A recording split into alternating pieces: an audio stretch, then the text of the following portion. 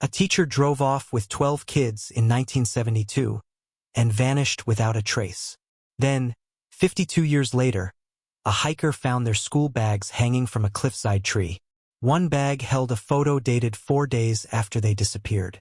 What happens next will leave you speechless. 52 years later, a clue emerges from the cliffside. What does it mean? Subscribe and stay with us, because the answers will shock you. The engine of the old green station wagon coughed to life with a gravelly rattle, thick smoke curling from the exhaust in lazy gray wisps. Cold mountain air clung to the ground, brushing over the asphalt like a thin veil, while brittle leaves danced around the tires in sudden bursts. 12 boys packed into the worn vehicle, knees knocking, elbows jostling, voices rising with the kind of reckless excitement only children could summon at the start of a school field trip. "Keep your hands to yourselves, please, Mr. Samuel Hargrove said evenly, his voice cutting through the chatter without needing to rise.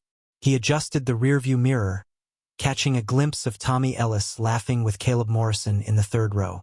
The boys were in good spirits, unaware of the tension curling deep in Samuel's stomach like a coiled rope. He shifted into drive, the wagon lurching forward as gravel crackled beneath the tires.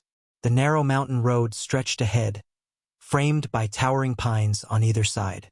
Light filtered through the canopy in fractured golden shafts, illuminating the thin mist still hugging the forest floor. Samuel kept his hands steady on the wheel, even as his mind wandered. You shouldn't have said yes to this trip, he thought, jaw clenched. The school board had made their disapproval known in the last meeting. Too many field trips, too much time outside the classroom. Keep it traditional, they'd said. Stick to the textbook. But how could he? These boys came alive in the wild. Out here they were curious, fearless, human. Inside the classroom, they were restless shadows behind wooden desks. "Mr. Hargrove?" piped a voice from the back. "Do you think we'll see deer today?" Samuel glanced in the rear view again. It was Jeremy Maddox, small for his age, his oversized coat swallowing his thin frame. He had that hopeful look Samuel recognized well, the need to be noticed, to be answered. "Maybe if we're quiet enough," Samuel replied, forcing a smile. But no promises. Laughter bubbled from the back seat, and Samuel let it sit in the air for a moment. It was a welcome distraction from the dull ache in his temples. He hadn't slept much the night before. A familiar dream had returned, whispers in the trees, unseen eyes watching from the woods. He dismissed it as stress, but it clung to him nonetheless. The road narrowed into a sharp curve. Samuel slowed, tires crunching on loose gravel.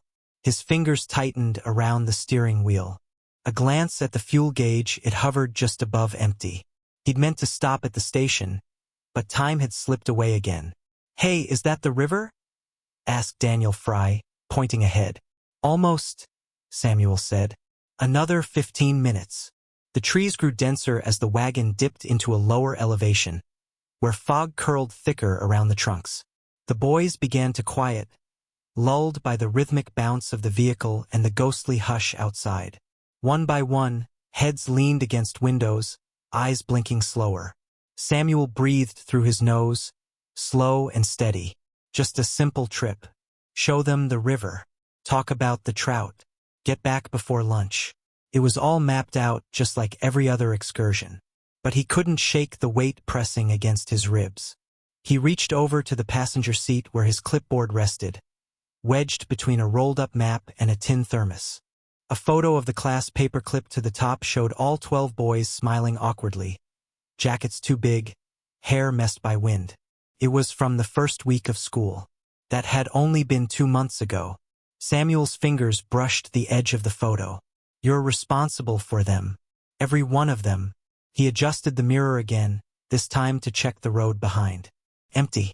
Just forest and fog and the endless quiet. "Sir?" came a hesitant voice from the middle row. It was Thomas Ellis this time. "Can I ask you something?" Samuel glanced back. "Go ahead. Why do you take us on so many trips? I mean, it's fun, but the other teachers don't." Samuel held the boy's gaze for a beat, then returned his eyes to the road. Because I want you to remember something real when you leave this place. A pause. Then a softer voice, more curious than before. Remember what? He didn't answer right away. He thought about the question, about the truth he couldn't quite voice. About the way the classroom had started to feel smaller, the world outside pulling at him with unseen hands. About the letter in his desk drawer, and signed, typed, threatening to end his job if he didn't realign his curriculum.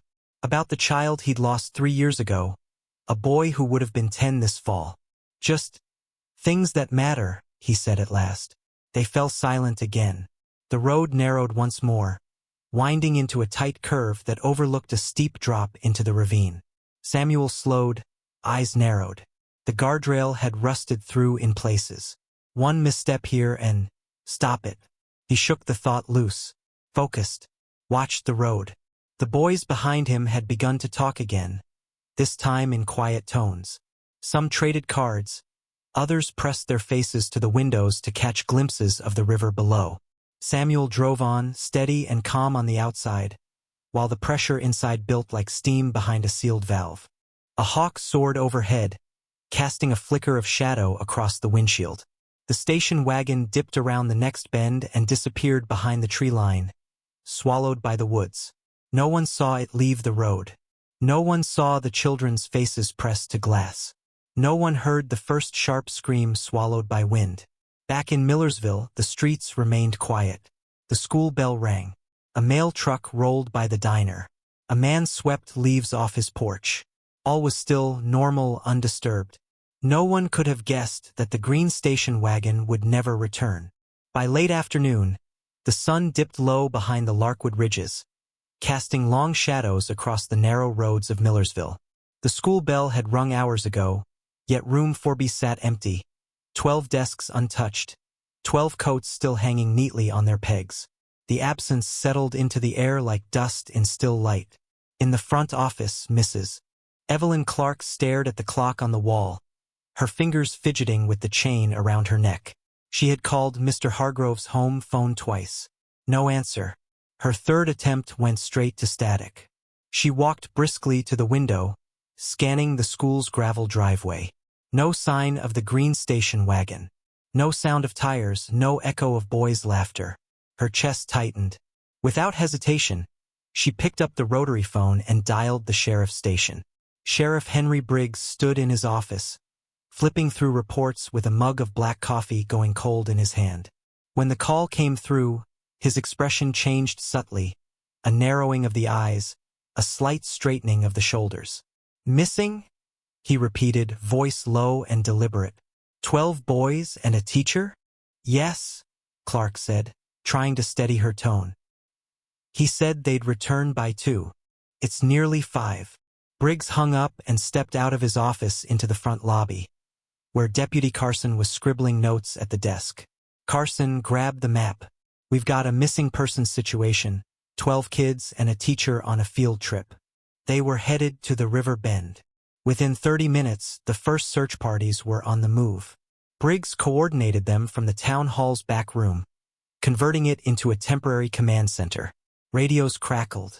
Volunteers from the fire department, a few forest rangers, and half a dozen worried fathers gathered under the flickering lights. Marcus Ellis burst through the doors, out of breath, eyes wide. My boy Tommy's with him. You seen the wagon? Briggs stepped forward. We haven't, but we're looking now. Where was the last place you knew he'd be? They were supposed to stop at the South Fork Trail, near the bend, Marcus said, voice breaking slightly. He told me he packed extra trail mix and was going to sit up front. Said he was helping Mr. Hargrove with the directions. Another man stepped inside, taller and leaner, with a worn jacket and a solemn face, Joseph Morrison. Caleb's not home either, he said, voice tight. And Hargrove, he wouldn't just vanish. Briggs looked at them both. We'll find them, but we need daylight and calm heads. As the search party spread out, the wind picked up, stirring dry leaves along the roadside. The first radio call came in around dusk. We found the car. Briggs drove out personally. It sat tilted on a grassy embankment off Ridgewater Lane, a remote dirt path that curved away from the main trail. The green station wagon was empty. The driver's door hung open, keys still in the ignition. A thermos lay spilled in the front seat, its contents soaked into the upholstery. Deputy Carson shone his flashlight into the back. No bags, no lunchboxes, just crumbs. Briggs knelt near the edge of the path, running his hand over tire tracks half obscured by fallen leaves. They didn't end. They turned, looping back as though the car had circled before stopping here. No skid marks, he muttered. No sign of struggle. Just stopped. Joseph stood beside him, face pale. He wouldn't leave them out here. And they wouldn't wander, Marcus added. Not all 12. Not without a reason. The headlights of volunteer vehicles glowed faintly through the trees as night fell. Dogs barked in the distance. Sheriff Briggs stood still, listening. No voices. No laughter. Just the rustle of leaves and the creak of tree limbs in the wind. Spread out, Briggs ordered. Half-mile radius. Look for anything. Flashlights on, stay in pairs. The search began in silence, broken only by the occasional call of a name. Tommy! Caleb!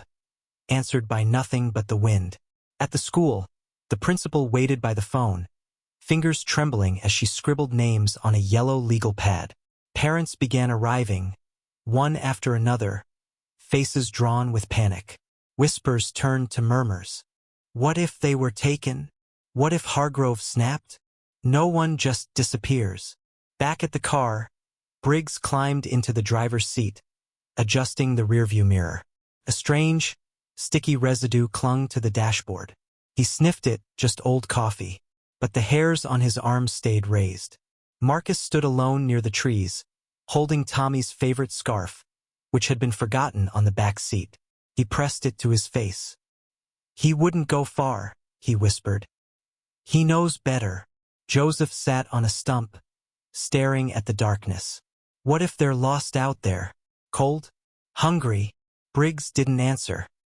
He looked at the empty wagon one last time, then turned to his men. We keep going. We don't stop until we find something. He didn't mention the strange feeling pressing against his ribs. The cold that wasn't from the mountain air. The sense that something about the silence was watching. The search continued into the night, lanterns swaying, boots crunching through pine needles. And somewhere, beyond the edges of the town's light, the woods swallowed the sound of names being called. The silence that followed was heavier than any storm. Boots scraped against loose gravel as Sheriff Henry Briggs stood at the edge of the overgrown trail, staring into the thicket where the footprints vanished. The late afternoon sun filtered weakly through the canopy, casting dappled shadows across the forest floor. Every breath he took felt heavier than the last, thick with pine and doubt. Behind him, the rustle of maps and murmured disagreements from volunteers filled the silence.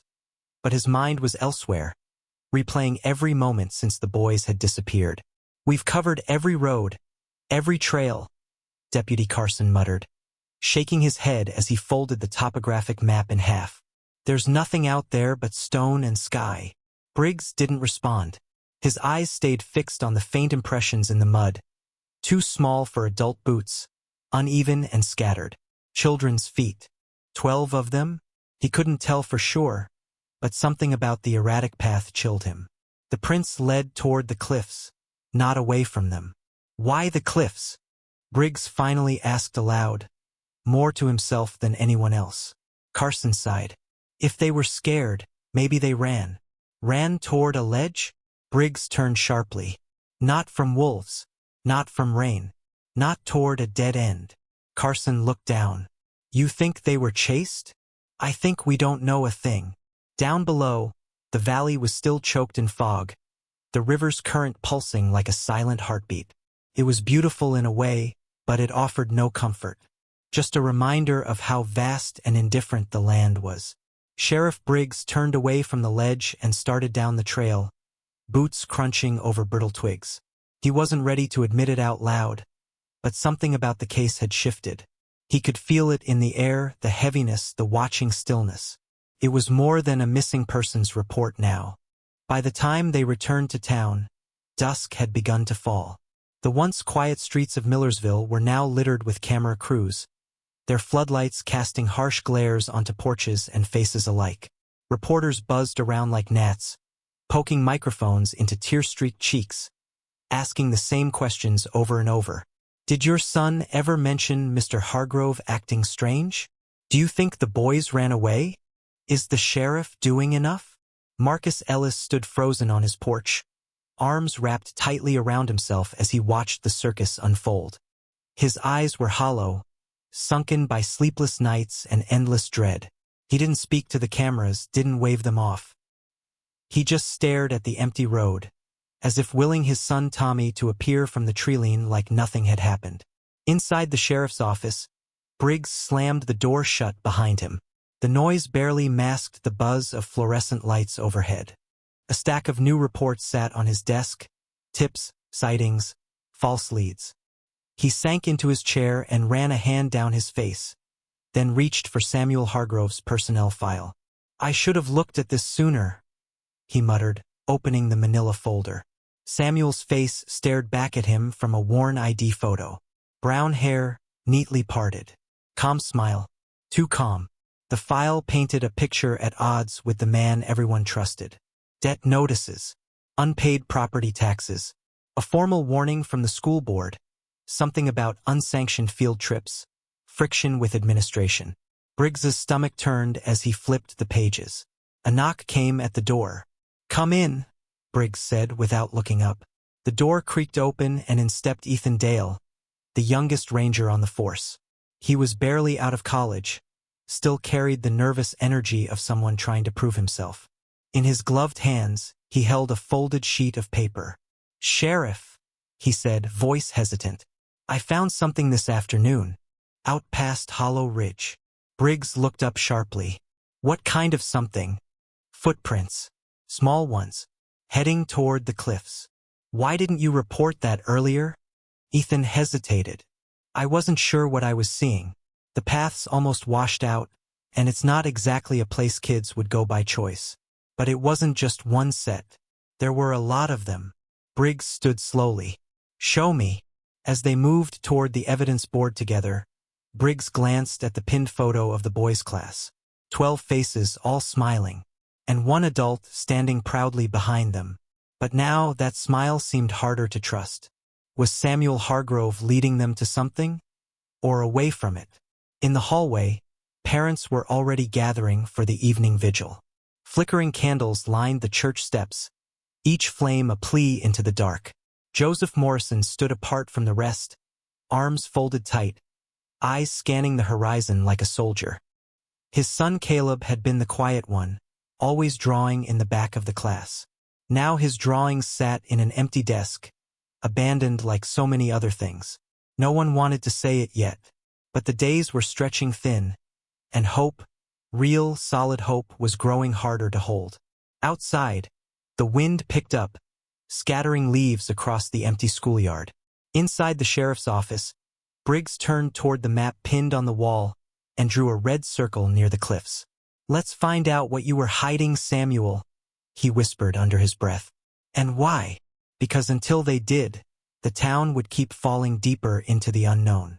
Rumors would fester, trust would rot, and the faces of 12 boys would haunt every shadow. Sometimes the answers you seek hide in the shadows you fear to face.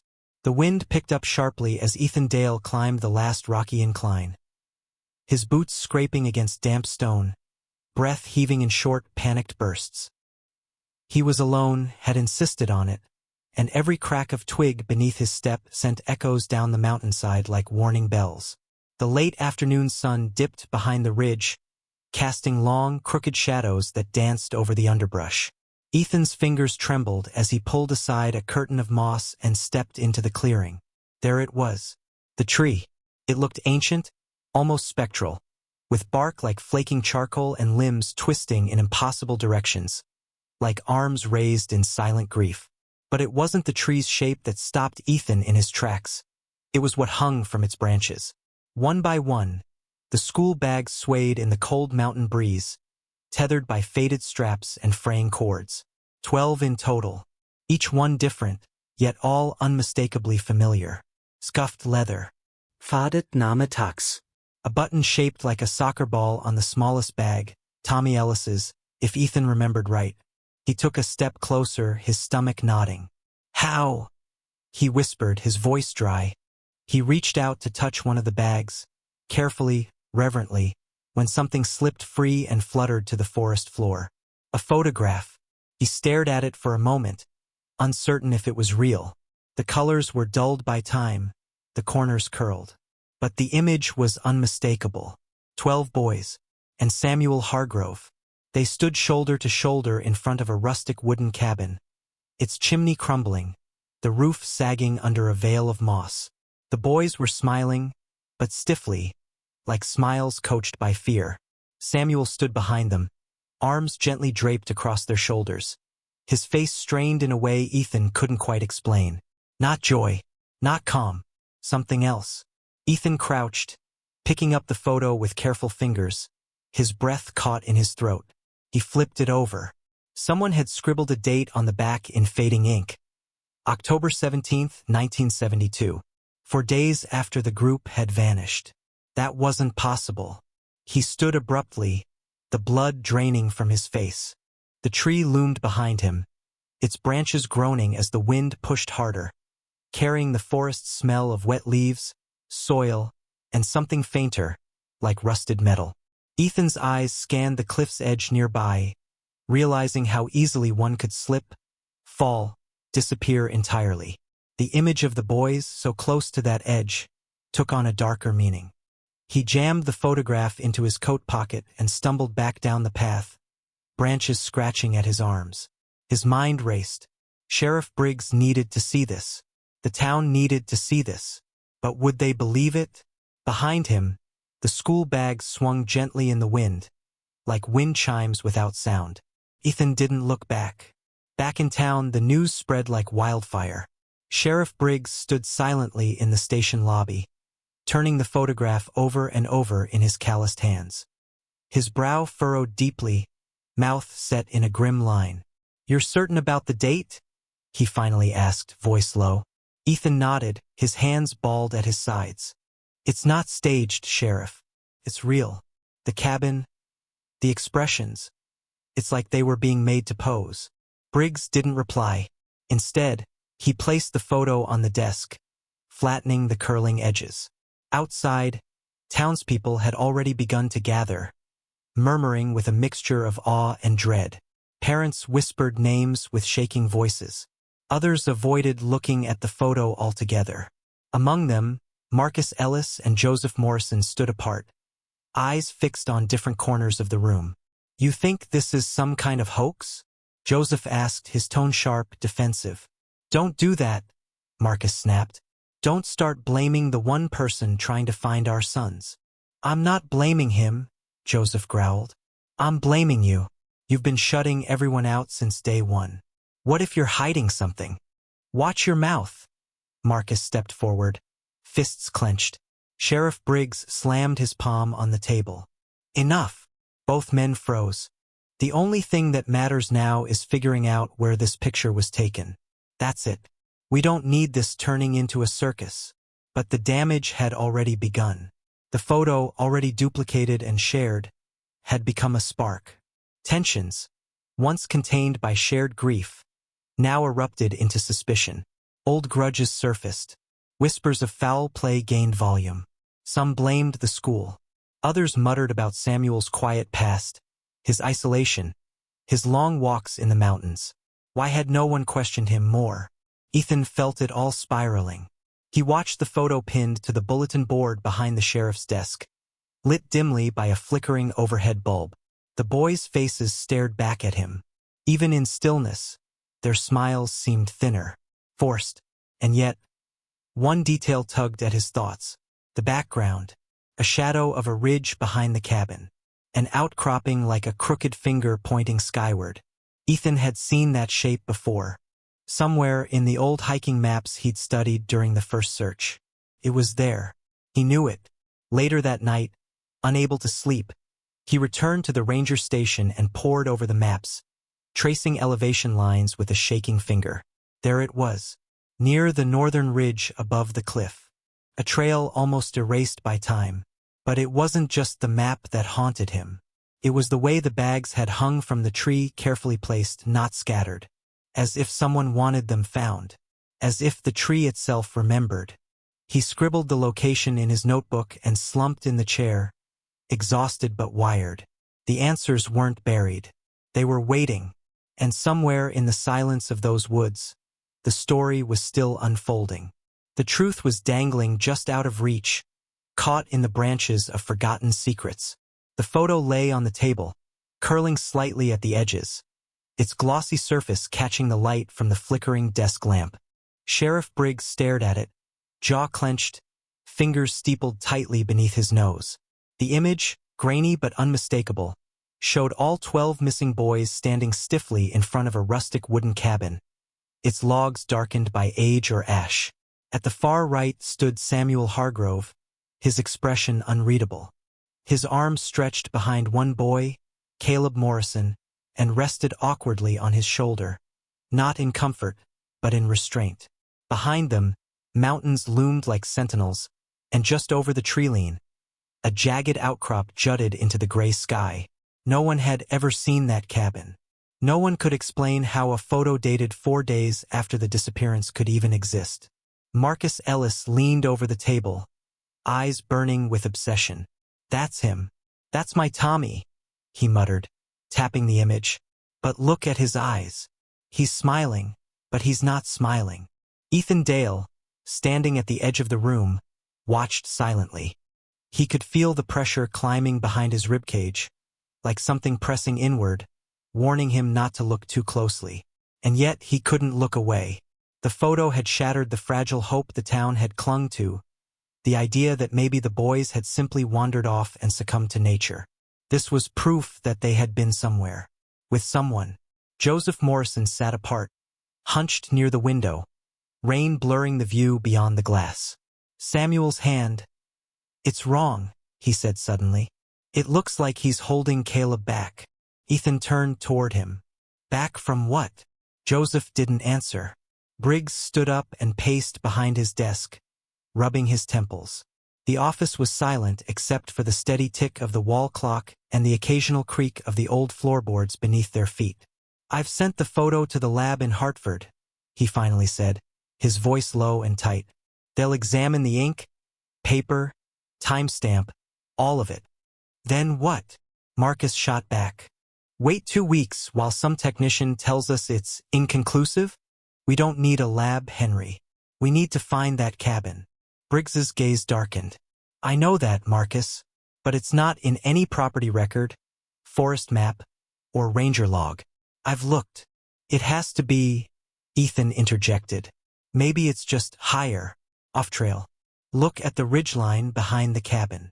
He pulled a topographic map from his backpack and spread it across the table, aligning it with the photo. "There. That slope, that outcrop, it could be here." He circled a section near the cliffs with a pen. The sheriff frowned, studying the spot. "That's damn near vertical. No one goes up that way, not since the old quarry road washed out." "Maybe that's the point," Ethan said quietly. Outside, the wind howled, rattling the windows. The town had grown quieter since the photo's discovery. Conversations halted when you entered a room. People glanced nervously over their shoulders, as if the woods had started listening. The next morning, the letters arrived. Plain white envelopes. No names. No return address. Each one containing a single sheet of paper with the same message typed neatly in black ink. The cabin was never far. You just never looked up. Briggs read his in silence, the paper trembling slightly in his hand. Ethan found his wedged under his windshield wiper. Marcus discovered his tucked into his front door frame, angled like an invitation. Joseph's was nailed to his fence. "That's not a clue," Marcus growled later that afternoon, standing in the sheriff's office again. "That's a threat." Briggs didn't disagree. He opened the filing cabinet and retrieved the chopper request form he had filed months ago but never used. "If the cabin's up there, we'll find it," he muttered. But nature had its own agenda. The helicopter launched just after noon. Gray clouds churned low over the mountains, and the wind had already picked up by the time they reached the cliffside. From below, the ridge looked like a shattered spine carved into the sky. The pilot hovered near the outcrop visible in the photo, scanning the terrain. Trees crowded the summit, twisted by years of wind. But no structure appeared through the breaks in the canopy. Only stone, shadows, the faint suggestion of something once lived in and long since buried by time. "I can't hold her here," the pilot shouted into the headset. "She's bucking too hard." Briggs squinted through the window, his knuckles white against the frame. Just one more pass. But the wind surged violently, and the chopper rocked sideways. The pilot cursed and turned back toward town, forced to abandon the survey.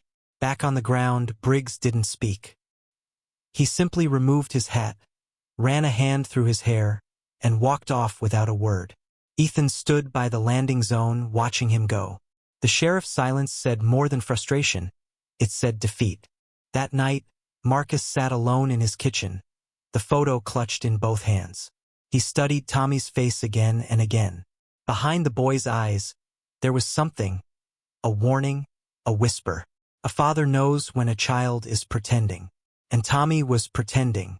Joseph arrived unexpectedly, letting himself in through the back door. He looked pale, thinner than usual, his eyes sunken. He nodded toward the photo without speaking. "Caleb's not smiling," he finally said. "Not really. You see it too, don't you?" Marcus said nothing. Upstairs, Ethan unfolded the topographic map again, this time with a red pencil. He circled the ridge. Then he circled the message, "You just never looked up." He whispered the words aloud, trying to find meaning in them. Were they a clue, a riddle, or a warning? Somewhere above the tree line, something waited. Maybe not the cabin, but something tied to it. Tied to the boys. Tied to Samuel. He didn't know what he feared more, that they'd never find it, or that they would. Answers waited in the heights, but Millersville kept looking in the dirt. The ridge was steeper than it looked on the map. Ethan Dale pressed his boot into the soft soil and hauled himself up the final stretch of the path, panting, sweat streaking down his temples despite the crisp mountain air. Branches clawed at his jacket, tearing thin lines into the fabric, and small stones crunched beneath his feet. Behind him, two deputies grunted their way upward while Ranger Holt, older and broader, cursed under his breath at the loose footing. They had been climbing for hours, the sun beginning its slow descent behind the trees, casting long, gold-tinged shadows over the slope. "There," Ethan said, pointing as he reached the clearing. His voice was dry from the cold and exertion, but urgency sharpened every word. "That's the shape. The hook." The others followed his gaze toward the ridgeline. Just beyond the thinning tree cover was the outcropping Ethan had found in the photo, its jagged edge bending like a crooked finger over the valley below. But there was no cabin, no sign of the rustic structure from the photograph. Only the skeletal remains of a stone foundation, moss-covered and half-buried by time. Holt gave a low whistle as he stepped into the clearing, scanning the debris. "This place hasn't seen fire in decades. Look at this." He bent down and picked up a charred timber, blackened through and splintered at the end. Nearby lay rusted tools. A handsaw without teeth, an axe handle split down the middle, a cracked ceramic mug half sunk in the mud. Ethan didn't respond. His eyes were fixed on the uneven floor of the ruin, searching. Something felt off. Not just old, abandoned, yes, but not untouched. There was purpose in the way the debris lay, as if someone had carefully chosen what to leave behind. He crouched near what might have once been a hearthstone and brushed away a patch of moss. Beneath it, nestled between two warped floorboards, was a slight gap, just wide enough to slip a hand through. His fingers trembled slightly as he reached in. "Found something," he said. He pulled out a leather-bound notebook, brittle at the spine, its cover darkened with moisture and streaked with ash. The initials SH were barely visible in the corner. Ethan turned it over in his hands, heart pounding. The others gathered close. "Is that?" Holt began, voice hushed. Ethan nodded slowly. "Samuel Hargroves." He opened it carefully, the binding creaking in protest. The first pages were neat, even hopeful. Lesson plans, sketches of plants and wildlife. But as he flipped further, the writing shifted, jagged lines, scattered words, ink bleeding through the paper. "Listen to this," Ethan murmured, reading aloud. He said their names like he already knew them. "I didn't tell him. I never said a word." The men exchanged uneasy glances. Further in, the entries became disjointed. "The wind talks back. They listen at night. The woods decide who stays." Ethan's throat tightened. The words carried a strange cadence, as if written in the grip of fear or madness, or both. Holt crossed his arms, frowning. "You think he was losing it?" Ethan didn't answer immediately. He scanned another page, one smeared with what looked like dried blood. "No," he said finally. "I think he was trying to warn someone." The wind swept through the clearing, stirring ash and leaves in a lazy spiral. A crow cawed somewhere in the distance, sharp and sudden, making one of the deputies flinch. Sheriff Briggs met them halfway down the ridge, his expression unreadable as he flipped through the notebook. He didn't speak for a long time, then closed it with a quiet finality. "We'll file it," he said curtly. "Chain of custody. I'll see what the forensics boys can make of it." Ethan hesitated. "Some of it should be seen, Sheriff. By the parents. By the town." Briggs met his gaze, something tightening in his jaw. "We don't need more hysteria, Ethan. You know how fragile things are down there." "But this isn't hysteria," Ethan argued, voice low. "It's truth. Or at least the start of it." Briggs shook his head. This is noise. People don't need riddles right now. They need facts." Then he walked away, the notebook tucked beneath his arm like a report he never intended to read again. That night, back in his ranger's quarters, Ethan stayed awake by lantern light, flipping through the photos he'd taken and the scans he made before handing the original to Briggs. The final pages of the notebook burned into his thoughts, Samuel's handwriting barely legible, more drawings than words by the end. One sketch stood out. A figure crouched at the base of a tree, surrounded by children with hollow faces. Beneath it, scrawled in uneven ink, were the words, "It doesn't want them all.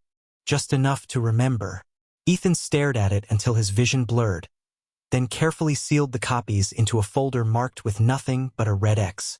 He knew the sheriff would bury the truth again, just like the bags, just like the foundation beneath the trees. But this time, Ethan wouldn't let it disappear. The words in the notebook weren't explanations. They were warnings. Some mysteries never fade with time. If you're ready to uncover secrets buried for decades, hit subscribe now. The truth waits in the shadows. Ethan's fingers trembled as he laid the final pages of the journal across the workbench in Marcus's basement. The scratched handwriting twisted across the paper like thorns, each phrase more fragmented than the last. "They listen at night." One line read, smeared with what looked like water or sweat. Another page bore looping spirals around a list of names. 12 in total, each one harshly scratched out, ink torn into the fibers of the paper, except one. "Caleb Morrison," Ethan whispered. Marcus leaned in, his brow furrowing. "Why leave just Caleb's name?" Joseph, standing rigid in the corner, didn't answer right away. His arms were crossed, jaw tight, but his eyes flicked toward the list and away again. When he finally spoke, his voice was brittle. "It doesn't mean anything. Maybe he forgot. Or maybe Caleb. Maybe Samuel didn't get to him yet." "Come on, Joe," Marcus said gently but firmly. "Look at this. You know something." Joseph's lips parted, but no sound came out. He looked older than he had an hour ago, shoulders slumped under a weight he wasn't ready to explain. "It's nothing," he muttered. "It's just ink on a page." But his voice cracked on the last word. Ethan knew they wouldn't get more from him tonight. He excused himself, promising to circle back in the morning. But as he stepped outside, the air pressing cool and damp against his skin, the unease from the journal followed him like a shadow. There was something he hadn't found yet, something waiting in the soil and stone of the ridge. The climb was grueling, especially in the dark. He brought only a flashlight and a crowbar. The journal pages folded inside a plastic bag in his coat pocket. Branches snapped underfoot, and night insects buzzed thick around his headlamp. The forest was too quiet. No owls, no breeze. Just breath and heartbeat. At the ridge, the moonlight cast skeletal shadows from the bare trees. Ethan moved to the stone foundation, now overgrown with moss and creeping ivy. He circled slowly, scanning the ground. Then he saw it, a faint depression beneath a snarl of roots, almost invisible unless you were searching. He knelt, fingers digging into the earth until they struck old wood. A trapdoor. He wedged the crowbar beneath the edge and pried it open. The hinges screamed in protest, and a rush of stale, earthen air spilled out. The dark beneath was thick, like stepping into the breath of a forgotten world. Ethan hesitated. His chest tightened, his instincts screaming to leave. But he lowered himself into the hole, boots scraping against the stone wall of the shaft. When his feet hit the ground, he turned on the flashlight. The tunnel was barely tall enough to crouch in, the ceiling low and uneven. Cobwebs hung like curtains, and the dirt walls were streaked with moisture. Then he saw the drawings. They lined the tunnel walls, pages nailed and taped and scratched directly into the stone. Crayon scrawls of boys holding hands, smiling under the sun. But others were stranger, boys running, screaming, trees with hollow eyes, a black shape with no face. One drawing showed a teacher figure standing before 12 stick figures seated in a line. Above them, red stars. Below them, roots. Ethan's breath fogged the air. He pressed forward, ducking beneath a collapsed beam. Behind it, under a moldy blanket, he spotted a shoebox. He lifted the lid. Polaroids. Dozens. Some of the boys fishing. Others sitting around a fire, reading, playing with sticks. One photo showed Samuel holding a paper in his hand, expression serious, as if giving instructions. But the final photo made Ethan's knees buckle. It was Caleb, but older, at least 16, maybe 17. He was standing alone, eyes glassy, pale and thin. His clothes were worn, the background behind him blank and colorless. And in the bottom right corner, the date, October 18th, 1978. Ethan dropped the photo, his heartbeat pounding in his ears. That was 6 years after they vanished. He stuffed the photos into his jacket and scrambled back up the shaft. The forest above loomed darker than before, as if watching. Branches twisted like fingers against the sky.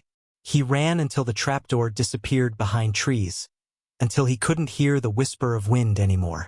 Back in his truck, engine trembling beneath him, Ethan stared at the last photo again. If Caleb lived, then the others might have too, and someone wanted that secret buried. The station door hung ajar, its latch broken, and inside, papers scattered like leaves in a storm. Ethan stepped cautiously into the dim-lit hallway, heart racing, the fluorescent bulbs above flickering weakly. His boots crunched against shattered glass as he approached the evidence locker. His hands trembled as he turned the handle, unlocked. The door creaked open to reveal rows of folders, but the copies of Samuel Hargrove's journal were gone. Every last page. He stood frozen for a moment, bile rising in his throat. No forced entry, no alarm, no cameras, just silence. Ethan backed away, his pulse pounding in his ears. As he turned the corner toward the sheriff's office, he found Briggs standing stiffly at the window, arms folded, his face stony. "They're gone," Ethan said quietly. Briggs didn't turn. "I know." Ethan waited. "Then we need to talk to the press. We need to call the state. Something bigger's happening." "No," the word cut through the room like a blade. Ethan blinked. "No? Sheriff, someone broke into your office and stole key evidence. That notebook, it proves nothing," Briggs snapped, spinning around. The bags under his eyes were deeper than the day before. His shirt wrinkled, the smell of stale coffee clinging to him. "It's a bunch of scribbles from a man who lost his grip on reality. We don't have time for fairy tales." Ethan stepped forward. "Then what do we have time for? Another dead end? Another parent who can't sleep?" Briggs leaned in, voice low. "Drop it. That's an order." The words hit like ice. Ethan saw it now, not just doubt in the sheriff's eyes, but fear. Something had cracked. That afternoon, as fog rolled over Millersville, a new ripple hit. Joseph was missing. Marcus found out from a neighbor who'd seen the broken window. Joseph's front door was ajar. Dishes still sat in the sink. His jacket hung by the door, untouched. But the footprints, muddy, heavy, one dragging slightly, led out the back and disappeared into the woods.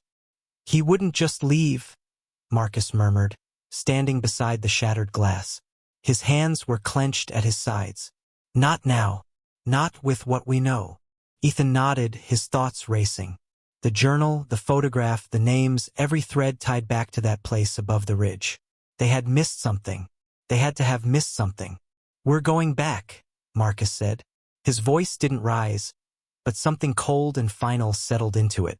The sky was already bruising into twilight by the time they reached the treeline. Neither man spoke. The forest swallowed their footsteps, the wind whistling through the branches like a warning. Up the ridge, through thickets and brambles, they climbed in silence. Ethan led, flashlight slicing through the growing dark. The wind picked up, carrying a low hum. No, not wind. Voices, faint and childlike. Laughter? Marcus froze. "You hear that?" Ethan nodded once. "Come on."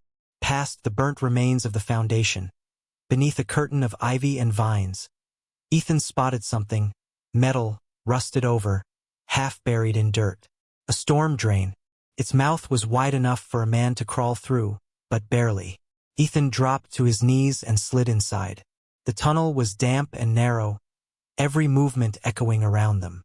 The flashlight flickered over moss-covered concrete, rats scurrying out of reach. The voices grew louder. Then the wall fell away. They stepped into a hidden bunker. The ceiling was low, the air stale, thick with the scent of mold and something far older. Along the walls were rusted bunk beds, the mattresses shredded by time and claws. The furniture, what little remained, sagged under its own decay. Ethan's light swept across the walls. Tally marks, hundreds of them, each line scratched with trembling hands. One for each day, each child? Marcus moved stiffly toward one of the bunks, his eyes catching something beneath it. He reached down, pulling out a rusted metal box. Inside were relics, small and heartbreaking. A tiny red toy car, a harmonica, a cracked baseball glove, a broken watch. Then, at the bottom, a thin, silver badge. The initials SH engraved into the surface. "Samuel was here," Marcus whispered. Ethan's breath caught. Not just here. He lived here. The tunnel stretched deeper, but a collapse of rocks and earth blocked the way forward. Whatever had been beyond that wall was lost to them, for now. Ethan lifted his camera, documenting everything. Every scratch, every item, every horror. But then the light hit something else, names. Carved into the concrete wall in a careful row were 12 names. One for each of the missing boys. Beneath them, in a line carved deeper than the rest, darker, angrier, 5 words. Ethan stepped closer, his stomach twisting. Marcus read them aloud, voice hollow. Only one left the woods. The narrow air inside the bunker clung to Ethan's throat like wet wool. He swept his flashlight slowly across the room. Bunk beds lined both walls, their metal frames rusted, the thin mattresses sunken in the middle as if still holding weight. Tally marks carved into the concrete surrounded them, some scratched so deep they cut into stone. The smell was overpowering. A mix of mildew, rust, and something older, something human that had long since vanished but left behind a ghost of itself. Ethan's voice cracked the silence. This wasn't just a shelter. They lived down here. Marcus didn't answer at first. He was crouched beside one of the bunks, running a trembling hand over a dented metal box half buried beneath the broken slats. He opened it carefully, as though it might bite. Inside were fragments of childhood. A red toy car with one wheel missing, a harmonica dulled with time, the shattered face of a wristwatch frozen at 4:17. At the bottom, tucked beneath a scrap of torn fabric, lay a silver badge no larger than a playing card. Marcus picked it up. The initials were faint but clear, SH. He turned to Ethan, his eyes wide. Samuel was here. This proves it. Ethan swallowed hard. Or still is. A low groan echoed from somewhere deeper in the tunnel. Both men stiffened, the flashlight's beam flickering as Ethan jerked it toward the sound. Nothing. Just the collapsed mouth of the corridor ahead, blocked by a mound of crumbled rock and rotted timber. That tunnel keeps going, Ethan whispered. Marcus took a step back. And maybe it should keep going. We've seen enough. But Ethan knelt by the debris, lifting his camera to capture every inch of the room. We don't stop here. People forgot about this place. Someone built this, maintained it. This wasn't some survival fluke. This was structured. Marcus stepped away, pacing. His voice dropped, like he was afraid the walls might hear. You think the town's ready for this? The parents? This isn't closure. It's a horror show. Ethan didn't respond right away. He kept snapping photos. The etched names, the decaying blankets, the hooks above each bed where school bags once might have hung. His voice finally came, low but firm. We owe them the truth, Marcus. Whatever it is. When they finally crawled back through the narrow entryway, the first light of dawn was bleeding through the trees. Fog clung to the forest floor in ribbons, winding between roots like smoke from a dying fire. The woods were still, but not quiet. Birds hadn't begun to sing. It was as if even nature held its breath. At the edge of the trail, Sheriff Briggs stood waiting. His patrol car sat parked awkwardly across the trailhead, headlights still on. He didn't speak as they approached. His eyes were locked on Ethan, hard and unreadable. You knew, Ethan said, barely above a whisper. Didn't you? Briggs's mouth twitched, but he didn't deny it. He held out a hand. Give me the photos. Ethan didn't move. No, the sheriff's jaw tightened. Ethan, you're digging up graves that don't want to be found. Marcus stepped between them, his breath visible in the cold morning air. What does that mean, Henry? Who are you protecting?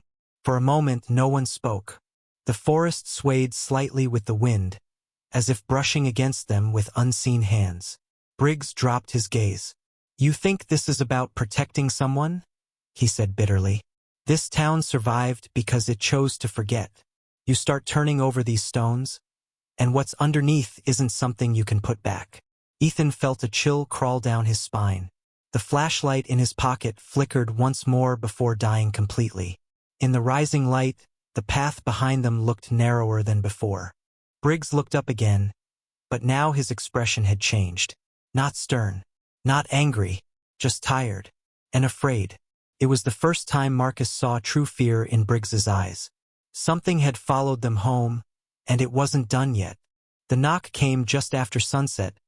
3 dull thuds against the wooden frame of Marcus's front door.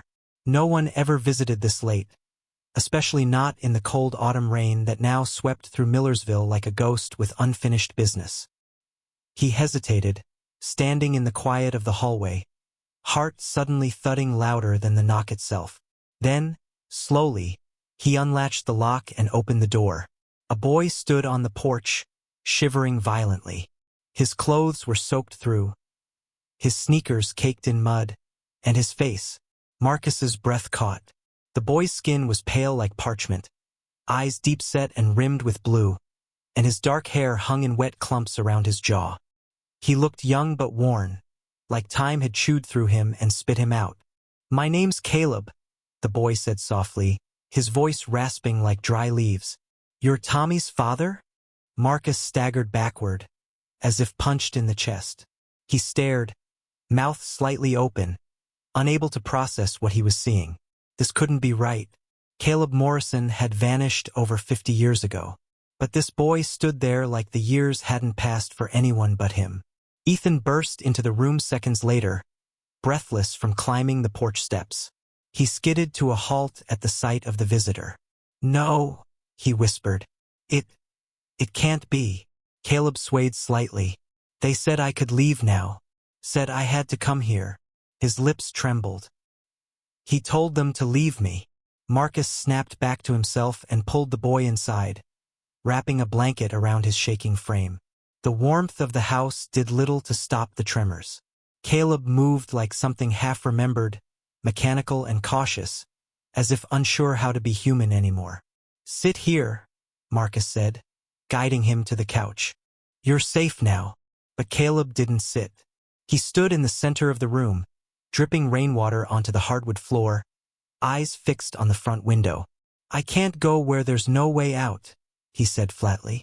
Ethan stepped closer, scanning Caleb's appearance, his torn clothes, the faded school crest barely clinging to the shoulder, the blisters on his hands. "Where did you come from? Who brought you?" "They watched us," Caleb said, voice drifting. "Always watching. They like it when we pretend things are normal." Marcus tried again. "Caleb, do you remember the woods? Samuel? What happened to the others?" Caleb flinched at the name, his eyes narrowing slightly. "He told them to leave me, said I had to remember, said I had to find you." There was no anger in his voice, only fatigue. His arms hung limp at his sides, as if he no longer had the energy to hold himself together. Later that night, after getting Caleb to eat a few bites of soup, Marcus stepped outside and tried to call Joseph's older brother, hoping for any thread of clarity. The phone rang 5 times before the line went dead. No click, just silence. He stared into the darkness, the cold pressing in like a weight, and wondered what Joseph would say if he saw Caleb now. This ghost of a boy returned from nowhere. And then, just as he was about to head back in, Ethan burst from the house. "You need to see this," he said, eyes wide with something between fear and disbelief. The next morning, it was all over the news. Joseph Morrison had been found hanging from the tree at the cliff, the same one where the school bags had been discovered weeks ago. A note was found in his coat pocket, typed and folded neatly. It read, "Some truths were never meant to return." Marcus read the line again and again. Numb. He didn't speak, just watched the television flicker in the corner, its light casting Caleb's pale face into strange shadows as the boy sat curled in the corner, unmoved. "You okay?" Ethan asked gently. Caleb didn't look up. His eyes stayed on the window, locked on the distant silhouette of the ridge. "They'll come back," he said quietly. "They always come back when you remember too much." Ethan and Marcus exchanged a glance, both unsure what Caleb meant, but too afraid to ask. In that moment, Marcus realized this wasn't a homecoming. It was something else, something older, more patient. Caleb had returned, yes, but he hadn't truly come back. Sheriff Briggs stepped forward, the hem of his coat brushing the edge of the concrete floor as he entered the dimly lit garage. Caleb was crouched in the corner, arms wrapped around his knees, surrounded by ringed lamps and 3 long mirrors that leaned against the walls like silent sentries. The boy's eyes, wide, glassy, fixed, didn't blink when the door creaked open. "We're not safe here," Briggs said calmly, removing his hat and kneeling just far enough to meet Caleb's line of sight. "You need to come with me. The station has a warm bed, clean clothes. We'll protect you." "No," Caleb said without lifting his head. "Not there. No windows." His voice wasn't panicked. It was flat, drained of urgency, as if his fear had long since curdled into something colder. The lamps buzzed faintly, casting long, angular shadows along the walls. Marcus stood near the garage entrance, watching in silence, arms folded tightly across his chest. Ethan lingered near the back wall, notebook in hand, quietly documenting everything. Caleb's return had upended every theory they had, and yet this, his insistence on the mirrors, the lights, the refusal to enter enclosed spaces, was something deeper, stranger. "They hate reflections," Caleb murmured again. "It reminds them they're not real." Briggs exchanged a look with Ethan, then sighed heavily. "You're saying who hates reflections?" Caleb looked up, his pupils dilated. "The ones that took them. They come at night. They whisper first. Then they ask for a story." Ethan took a cautious step forward. "Who are they, Caleb? What kind of stories?" Caleb's hands trembled as he reached into his pocket and withdrew a folded, brittle scrap of lined paper. He held it out toward Ethan with slow, deliberate motion, like handing over something fragile. Ethan unfolded it carefully. On the page were names, 12 scratched out in pencil. All except one, Caleb Morrison. "Samuel brought us," Caleb said, voice low. "He knew the way." Briggs straightened. "Samuel? The teacher? You're saying he led you into this?" Caleb nodded once, then slowly turned his gaze to Marcus. "He made a deal. He lost someone. His son, I think. But this thing, it listened. Told him he could leave something behind. A legacy." Marcus stepped forward, his voice hoarse. "So he gave it you? The boys?" No. "Not at first." Caleb's tone hardened. "He thought he was helping. We were supposed to learn, to remember things. First, it felt like play. Games. Riddles. But it wasn't really him anymore. Something changed. It wanted more." Ethan's pulse quickened. What did it want? Caleb didn't answer at first. He just stared at the mirrors, watching his reflection sway with the flickering lights. When he finally spoke, it was barely audible. "Memory. Repetition. Play." The words settled like dust in the quiet. Caleb leaned back against the wall. "Samuel called it the Watcher. Said it lived in stories. But it wasn't just listening. It was feeding. It made them forget their names, their faces. Sometimes, they wouldn't even recognize me." Briggs exhaled sharply. "What happened to the others?" "They changed, one by one. Some just stopped being there. Others started mimicking things, repeating phrases, walking in circles. I think it took them inside itself, like pages torn out of a book." Caleb's eyes glistened. "He told them to leave me, said someone had to remember." The room fell into a stunned hush. Ethan broke the silence. "You said 12 boys were taken, but school records show Samuel submitted a trip request for 13. Do you remember who the 13th boy was?" Caleb blinked slowly. "There was another. A boy who cried during roll call. He wasn't like us. Samuel told him he didn't belong. He sent him back." Briggs frowned. "That doesn't match the report. There's no record of anyone being sent back." "Because the forest let him go," Caleb said. "It knew." "Knew what?" Marcus asked. "That he was already empty inside." Briggs stepped away, frustration flickering beneath his calm. "This is getting us nowhere." "No," Ethan said, almost under his breath. "It's getting us closer." He turned to Caleb, kneeling so they were eye to eye. "Why you, Caleb? Why did Samuel leave you behind?" Caleb's voice cracked for the first time. "Because someone has to remember. If no one remembers, it starts again. Calls someone else. Tells them a story. Makes them believe they found something special. But it's not special. It's hungry." Outside, the wind scraped dry leaves across the pavement. The lamps in the garage buzzed louder, the light flickering for a moment. Caleb turned to the mirror nearest him. His reflection stared back, slow to match the movement. "He said the woods decide who stays," Caleb whispered, "and who becomes something else." Ethan stood, the weight of what he'd just heard sinking into him like a cold stone. He moved to the door but paused, eyes still on Caleb. He would verify the 13th name. He would go through every school report until the anomaly surfaced. There had to be a clue, some overlooked boy, some discrepancy that explained why only Caleb had returned. But deep down, he feared Caleb's return wasn't survival. It was design. One was removed last minute, but no one knew why. The nurse led them down a narrow hallway, her shoes squeaking softly against the polished linoleum floor. Ethan walked with a rigid posture, clutching the faded photograph of the missing boys like it might vanish from his hands if he blinked. Beside him, Marcus stared blankly ahead, his jaw set but his eyes betraying the storm within. The senior living facility smelled faintly of antiseptic and aging paper. A quiet place, detached from the world outside, yet somehow more haunted. Room 217. The nurse gave a brief nod and stepped back, leaving them at the door. Ethan hesitated, heart hammering. He reached for the knob but stopped short, glancing at Marcus. "You sure about this?" Ethan asked, his voice low, almost unsure. Marcus nodded. We have to know. If he was meant to be number 13, then maybe he's the key. The door creaked open.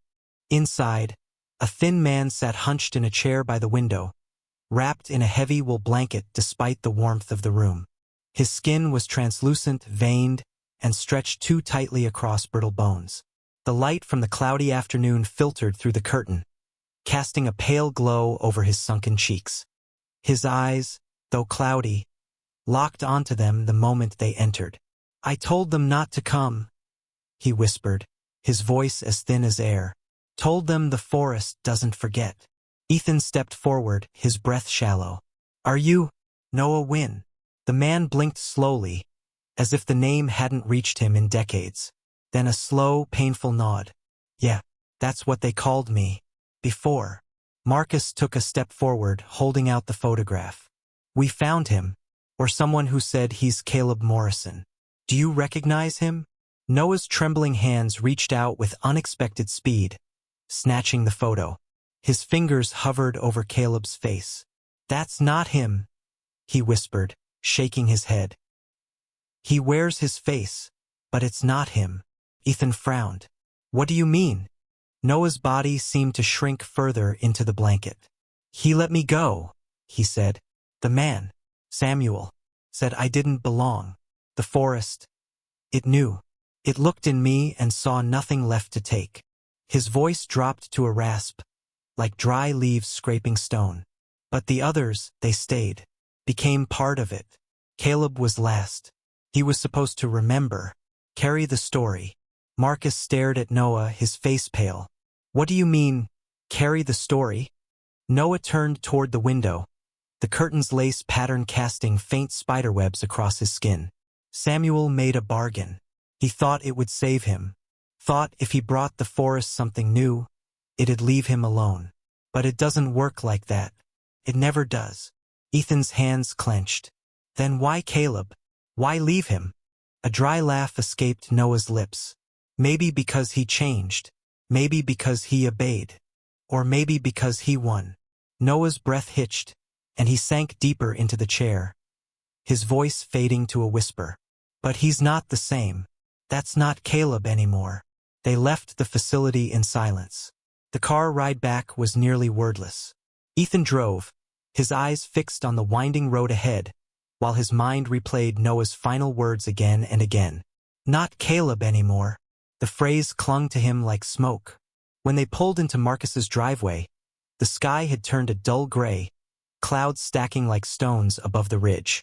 They stepped out of the car with a shared urgency, unsure of what they'd find but already bracing for it. The garage door stood open. Ethan froze. "Did you leave it like that?" Marcus didn't answer. He was already sprinting forward. Inside, the lights were off. Caleb's makeshift cot, blankets, a lamp, an old radio was untouched. But he was gone. No sign of a struggle. No trace of footsteps. No forced lock or broken latch. Just the absence. As if he'd simply evaporated. Then Ethan noticed the wall. A cluster of strange, curved symbols had been scratched into the drywall just above the lamp. They spiraled inward like the rings of a tree, sharp and deliberate. Beneath them, written in what looked like black marker, was a single word. "Soon." Marcus staggered back, breath caught in his throat. They called Sheriff Briggs.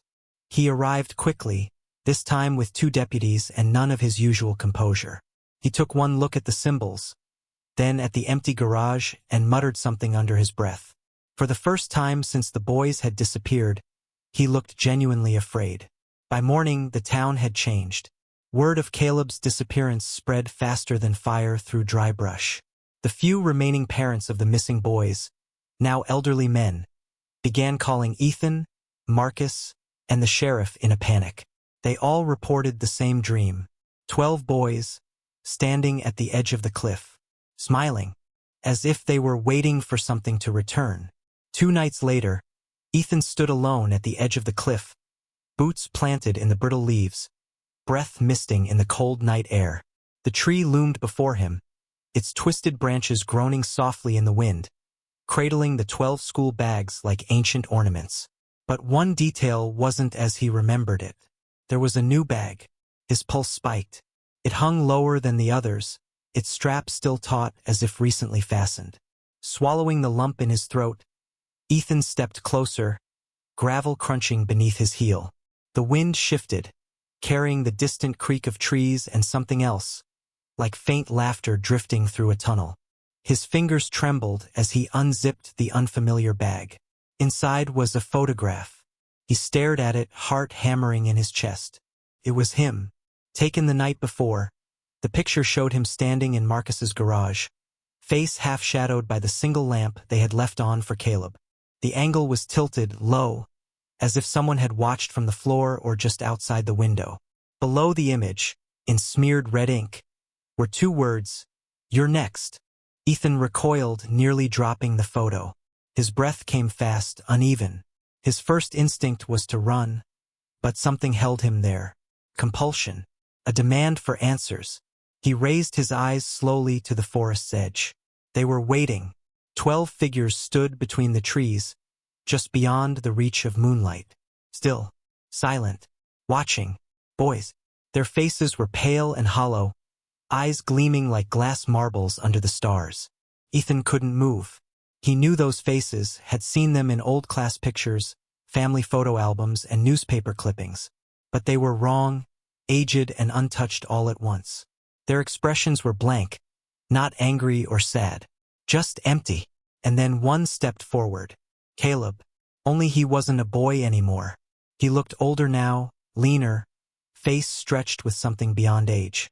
His arms hung at his sides, but in one hand he held something unmistakable, Samuel's notebook, bound in worn leather and heavy with meaning. Caleb raised it slowly, as if presenting a holy book before a congregation. "It's not punishment," Caleb said, voice calm and eerily steady. "It's remembrance." The words hung in the air, cold and precise. Ethan stumbled back, his instincts finally overriding his curiosity.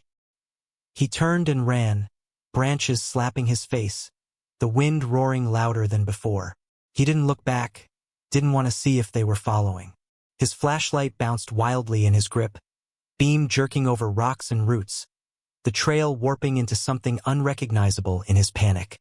By the time he burst into the main road leading back to town, his legs burned and lungs ached. He didn't stop until he reached Marcus's house, chest heaving as he banged on the door. No answer. He tried the handle. It swung open with a soft creak. Inside, the house was still. Too still. A half-drunk mug of coffee sat on the kitchen counter, steam long gone. A jacket hung by the door. Nothing looked disturbed, nothing broken. But something was missing. Marcus. Ethan stepped further in, calling out softly. "Marcus." His voice cracked in the silence. No response. A breeze passed through the hallway. He followed it toward the garage, each step heavier than the last. The door was ajar, and from within came a sound so faint, so unexpected, it froze him in place. A harmonica, just a few gentle notes, as if a child was testing it for the first time. Then, nothing. Ethan pushed open the door. The garage was empty. The lamps were off. No Caleb. No sign of a struggle. Only a faint scuff on the floor and a line of footprints, bare feet, leading to the back wall, and then nothing. He backed away slowly, closing the door behind him as if sealing something in. He tried to steady his breathing, but the unease rooted deep in his chest wouldn't fade. He picked up the phone and called Sheriff Briggs. The next morning, Briggs called an emergency town meeting. Only 3 people showed up. The rest had packed their bags overnight and vanished. Houses were dark, windows boarded. The town had surrendered. No one wanted to see the ridge, the cliff, or the tree ever again. Briggs handed in his resignation without a word. Ethan stayed. He couldn't leave. Something inside him wouldn't allow it. He collected every document, every photograph, every entry from Samuel's notebook. He laid them out in Marcus's now empty living room like puzzle pieces with no picture on the box. There was no plan, no logic, only the weight of unfinished things pressing on his shoulders. He didn't know why he stayed, only that something unfinished still clung to the ridge, like a page waiting to be turned. The forest hadn't just taken lives. It had written a story, and it wasn't done telling it. When the past whispers through forgotten belongings, only the brave listen. Subscribe now to follow the story to its haunting end. Disclaimer: the story you just watched is fictional. It explores themes of mystery, loss, and the haunting questions left behind by unsolved disappearances. This narrative aims to spark reflection, curiosity, and a deeper awareness of the lasting impact of unresolved tragedies.